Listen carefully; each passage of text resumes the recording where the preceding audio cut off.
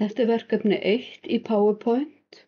Ég ætla að fara núna í lið númer 13 og setja haus og fót á glærur og dreifiblöð eða texta því að það er mismunandi hvar textinn lendir, hvort hann lendir neðst eða efst, þannig að sjáum hvernig þetta kemur út á þessum glærum. Þannig að ég fer hér í Insert og hérna vel ég Header and Footer.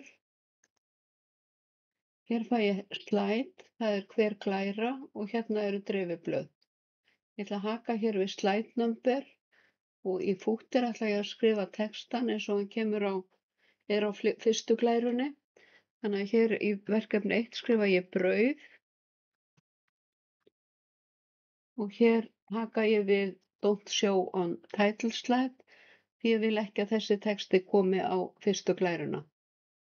Síðan fer ég hérna í Notes and Handouts og ef ég haka hér við Date and Time þá fæ ég þetta hérna upp á ensku, ég ætla að hafa þetta á íslensku og ég get valið útlit á dagsetninguna. 4. ágúst, þá er ég að vinna verkefnið. Ef ég haka hér við, þá stendur Update Automatically. Þannig að ef ég opna skjalið á morgun, að þá stendur hérna 5. ágúst en ekki 4. Ef þið smellið hér, þá getið þið skrifað texta sem að helst óbreyttur. Hér er hakað við Page Number og hér í Header, þar skrifið þið nafnið ykkar, áfanga og skóla og hér í bót þá skrifið þið verkefni 1 í PowerPoint.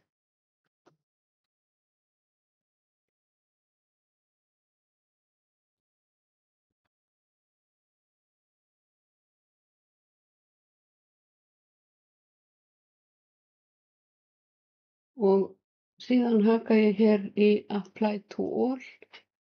Hérna kemur þá textinn, brauð, og hérna kemur númerið á glærunni og það er ekki á fyrstu glæru.